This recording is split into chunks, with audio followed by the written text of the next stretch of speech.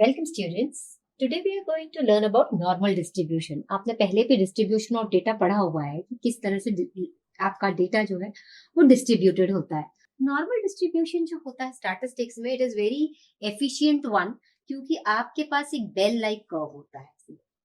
Alright, so this bell like curve का मतलब ये होता है कि आपका जो most of the data sets है वो कुछ इस पोर्शन के अंदर ही अंदर होता है। This is normal distribution.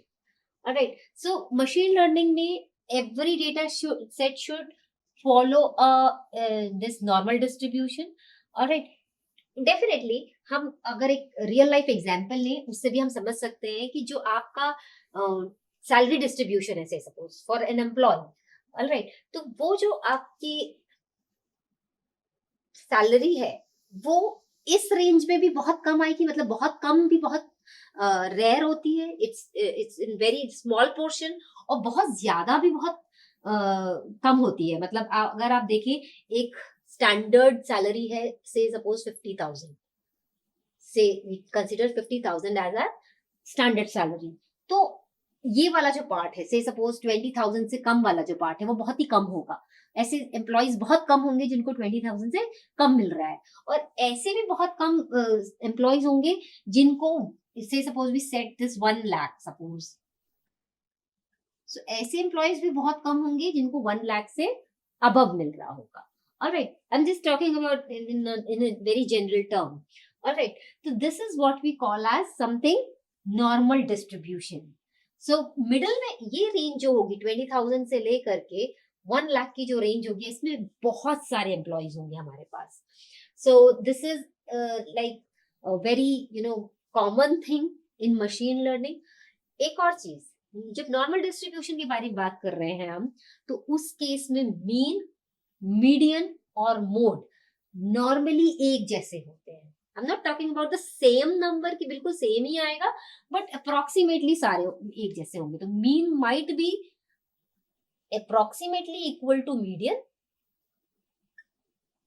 And median approximately be equal to mode. So all these terms will be approximately similar and lie towards the center.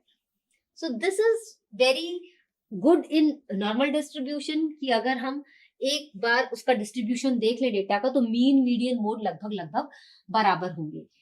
Normal distribution में एक और आई मीन कंस्ट्रेंट है, या एक और कंक्लूजन बहुत आराम से हम डिराइव कर सकते हैं।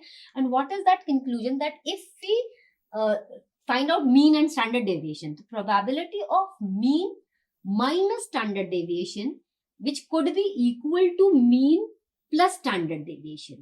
ऐसा डेटा, मीन से स्टैंडर्ड डेविएशन को अगर हम सब्सट्रैक्ट करेंगे और मीन में स्टैंडर्ड डेविएशन को ऐड करेंगे, इस रेंज में you will gate 68% of data, है ना। ये दोनों चीजें बराबर भी हो सकती हैं, और थोड़ा सा ये वाला पार्ट जो है वो जब हम स्टार्ट कर रहे हैं तो वो थोड़ा सा कम भी हो सकता है। So it is something like that, if you talking about P, M is mean minus standard deviation could be less than or equal to mean plus standard deviation, it will equal to 68% of data.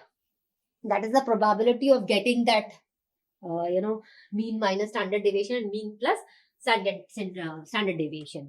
All right, there is one more thing which you can conclude very easily just by looking at normal distribution. अगर आप mean में standard deviation का double subtract भी करेंगे और add भी करेंगे, again the same thing is there, it you will get 95% of data. So if you say something like this, mean में आप स्टैंडर्ड डेविएशन का double, it could be less but generally equal, and twice of standard deviation, in that case you will get 95% of data. All right, now one more thing is there, if you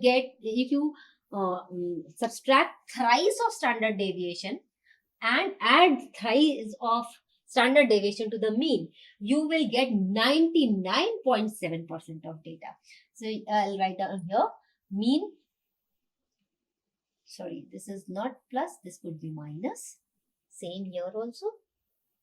So it would be 3 into standard deviation will be less than or equal to mean plus thrice of standard deviation will always be equal to 99.7% of data. So you could just look at data और आप यदि standard deviation का thrice लेंगे तो आपको पूरा data almost मिल जाएगा. So this is normal distribution and I hope कि सिर्फ नॉर्मल डिस्ट्रीब्यूशन अगर आपका डेटा का है, डिस्ट्रीब्यूशन अगर नॉर्मल है आपके डेटा का, तो बहुत आसानी से आप बहुत सारी चीजें कंक्लूड कर सकते हैं. Thank you students.